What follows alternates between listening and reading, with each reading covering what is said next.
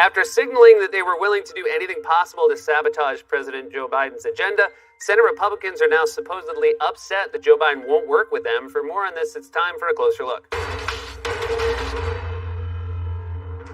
Even as new reported coronavirus infections are dropping, things are still very bad and will likely stay that way for a while, with new, more transmissible variants identified. At this point, it's a race between the variants and the vaccines, and seeing as how the last administration left the vaccine rollout in chaos, with some getting tossed in the garbage and others missing altogether, there's a lot of work to do. I mean, the Trump administration passed on the opportunity to buy more vaccine when they had it. Such a simple solution, and they just missed it. If Trump ever tried an escape room, they'd just find a skeleton slumped over the first clue.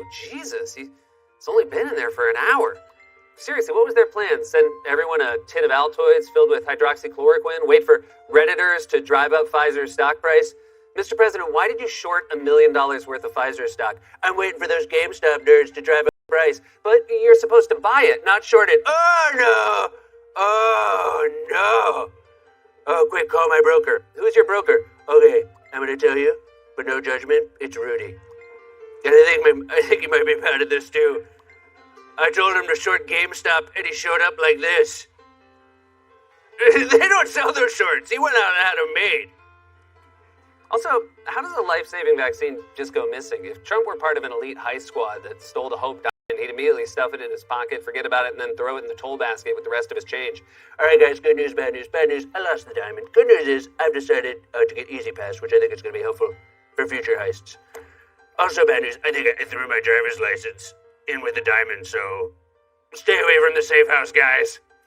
States have been begging the federal government for more vaccine, which the Trump administration just didn't provide, but now, just a week into the Biden administration, significant progress has already been made. Big announcement from the Biden administration today.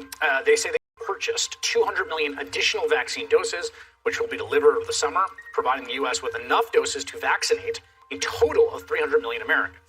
Wait, so it was possible to buy more vaccine this whole time and Trump just didn't do it? I mean, what else was he doing? Having his gloves tightened? Was he working on his Jerry Lewis impression? We're going to walk down to the Capitol.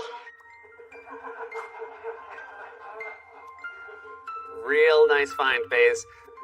I thought the one thing Trump was good at was buying things with money that wasn't technically his. I guess that explains that famous passage in The Art of the Deal: if ever presented with a chance to make a bulk purchase of a life-saving material at a negotiated discount, don't. Biden announced the plan to buy more vaccine on Tuesday and gave the American people a rough timeline of when they could expect the doses to arrive. So today, I'm directing COVID-19 response coordinator Jeff Zients here to work with the Department of Health and Human Services. 100 million more doses of Pfizer and 100 million more doses of Moderna.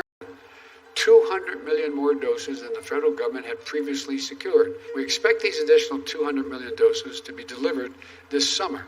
So the president did a competent thing to address the crisis, announced it in clear and simple terms Americans could understand, and he offered a rough timetable so he could be held accountable, and he did it without barking at reporters next to a whirring helicopter about how some random celebrity was nice to him in 1987 or whatever. Jack Nicklaus, the Golden Bear, never met a chip shot. He couldn't make real son of a bitch. Nasty guy. Nice to me, though. Heard they called him the bear because he in the woods. A lot of people are saying it.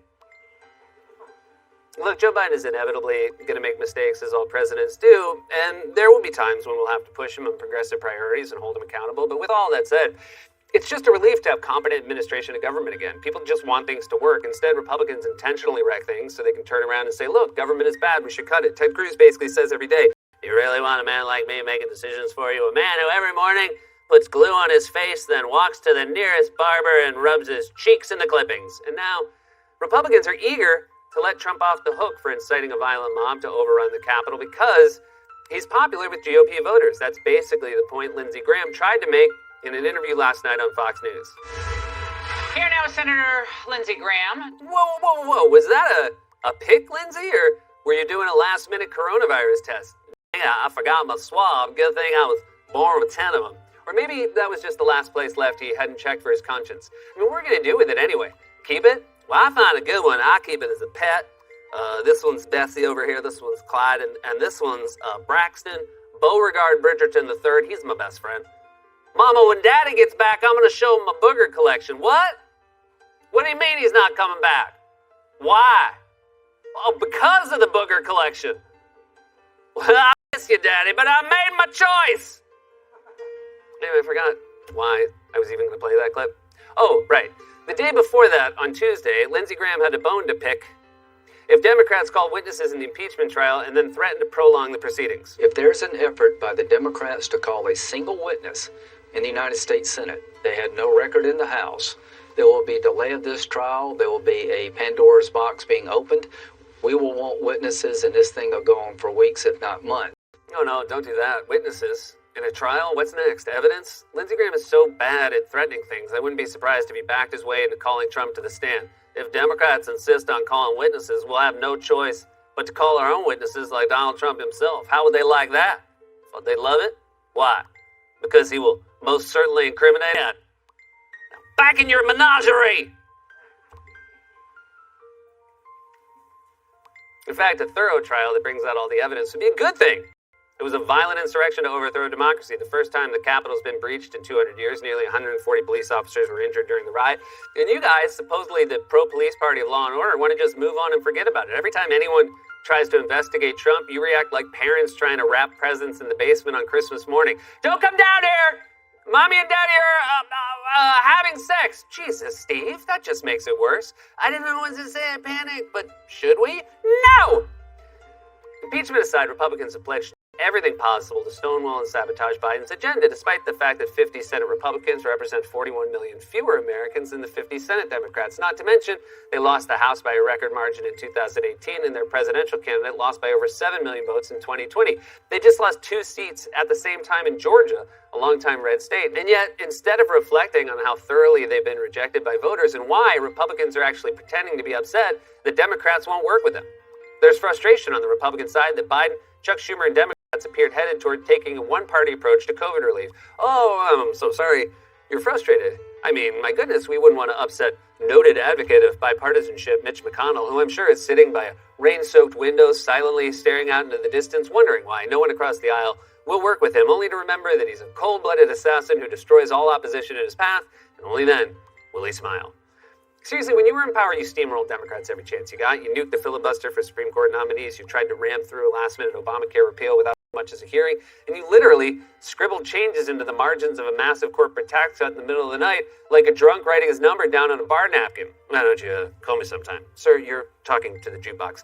2020 was the worst year for economic growth. Since World War II, millions are unemployed, losing their health insurance and falling into poverty as child hunger rises to unprecedented levels. It's the worst national catastrophe in a century, and it requires immediate action. We don't have time to indulge feigned victimhood and wounded egos of Republican senators. Thankfully, Democrats seem to understand the urgency of the moment and are moving quickly. Today, Senate Majority Leader Chuck Schumer promised bold action and said slimming down the COVID relief package would be irresponsible. And incoming Senate Budget Committee Chairman Bernie Sanders had said he has no qualms using budget reconciliation, a method that requires only 51 votes to pass a massive relief bill. Reconciliation, which is a Senate rule, was used by the Republicans under Trump to pass massive tax breaks for the rich and large corporations. It was used as an attempt to repeal the Affordable Care Act. And what we are saying is, you used it for that, that's fine. You did it, we're going to do it, but we're going to do it to protect ordinary people, not just the rich and the powerful. Did I criticize Republicans? Yeah. For using reconciliation to give tax breaks to businesses? Yes, I did criticize them for that. And if they want to criticize me for helping to feed children who are hungry, or senior citizens in this country who are isolated and alone and don't have enough food, they can criticize me. Yeah, I have a feeling GOP criticism doesn't make much of a dent in Bernie Sanders. Bernie, you're wear those mittens to the inauguration? You're damn right, these mittens are warm. And when you freeze to death, I'm going to wear these mittens to your funeral. I'm going to comfort your widow with these mittens. They're there. I'll say, now move. Bernie knows how to harness that grandpa energy for good. You had the remote all morning and you used it to watch cartoons. That's fine. But now it's my turn. And I'm going to use it to watch my cooking program on PBS called Just Beans, and that's it. This should be the message. The days of complicated Rube Goldberg legislation where you provide tax incentives for job retraining, for workforce reentry subsidies, or whatever the hell Democrats used to talk about are over. Keep it simple and make it sound good. Do it like Republicans do it. They'll write a bill that makes food illegal and call it the Feed America bill. Republicans use their time in power to dole out tax cuts for the rich. Democrats should use it to feed children and the elderly.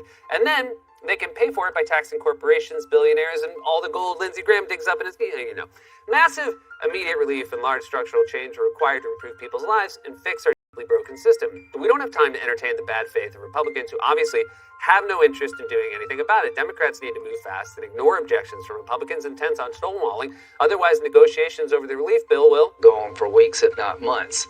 This has been A Closer Look. God's Love We Deliver cooks and brings over 2 million meals a year to men, women, and children living with HIV/AIDS, cancer, and other serious illnesses, and they need your help now more than ever. If you're watching this online, you can hit the donate button. Stay safe, wash your hands, wear a mask. We love you.